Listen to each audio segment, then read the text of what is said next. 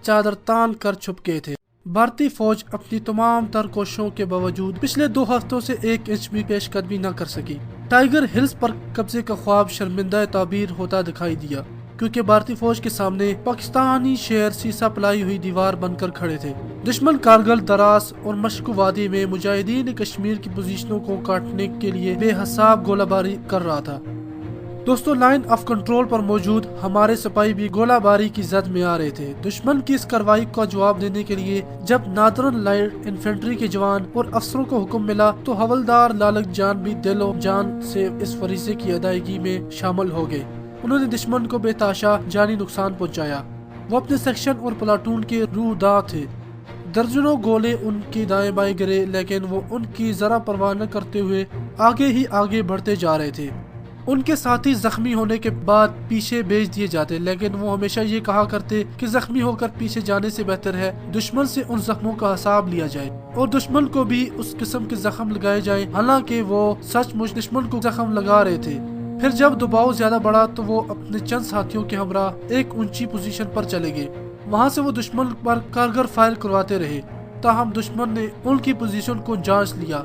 गोलों की बिछाड़ में एक गोला ऐन लालक जान की पोजीशन के ऊपर गिरा, उससे कई साथी शहीद हो गए। फिर दूसरा गोला आया तो लालक जान की दाएं टांग और बाएं बाजू को उड़ा दिया। उसने अपने एक साथी से कटी हुई टांग और उड़े हुए हाथ पर पट्टी बंधवा ली। दुश्मन अब उस पोजीशन पर धावा बोलना चाहता था। जब उस पोजीशन से मशीन गन का फायर जरा रुका तो दर्जनों भारतीय हमला आवर फौजी उस पोजीशन की तरफ बढ़े। जब वो रेंज में आए तो लालक जान ने बायां हाथ जो अभी सालम था उस मशीन गन से फायर खोल दिया। दोस्तों, जब वो करीब आते गए तो लालक जान को उनके आने का पता भी चल गया, तो लालक जान ने रींग कर मशीन गन का फायर खोल दिया। मशीन गन का पट्टा चल रहा था और गोलियां तड़ातड़ निकलकर दुश्मन के सिपाहियों को ढेर कर रही थी। फिर दुश्मन का एक और गोला आया और अब की बार एक और टुकड़ा लालक जान के पेट के दाएं तरफ जा लगा। उसने बाएं हाथ से पेट के अंदर से निकलती हुई अंतड़ियों को पेट में वापस डाला और उस पर कसकर पट्टी बांध दी। दोस्तों, अब सूरत हाल ये थी कि उसकी एक टांग और एक बाजू कट चुका था और पेट का दायां हिस्सा शदीद जख्मी हो चुका था, लेकिन उसने मशीन गन का बैरल को बाएं पांव के अंगूठे और उंगली के दरमियान थामा। वो सीधा नहीं बैठ सकता था, इसलिए वो लेट गया, सर को जरा ऊंचा किए रखा। उसने एक कुर्सी को मशीन गन के ट्रिगर के साथ बांध दिया और दूसरे सिरे को अपनी गर्दन के ऊपर से गुजारकर बाएं हाथ में पकड़ लिया। दोस्तों, ये एक अजीब और गरीब पोजीशन थी। फौज के किसी ट्रेनिंग स्कूल में किसी फौजी को इस किस्म की पोजीशन में फायर करने की तरबियत नहीं दी जाती, लेकिन लालक जान तो पाकिस्तानी मर्द था। दोस्तों, सहरा और कोहसार जिन लोगों की तरबियत किया करते हैं उन्हें किसी और एकेडमी की तरबियत की ज्यादा जरूरत नहीं होती।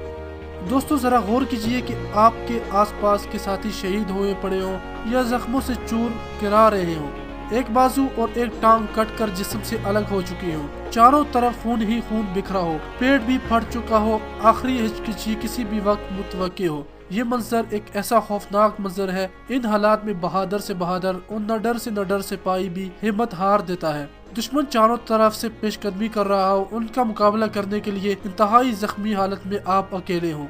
जिंदगी की आखिरी चंद सातों में भी आप अपने मिशन की तकमील और वतन अजीज की हिफाजत के लिए अपनी बाक़िमादा सांसें कुर्बान कर दें, तो इससे बड़ी अजमत और सादत क्या होगी।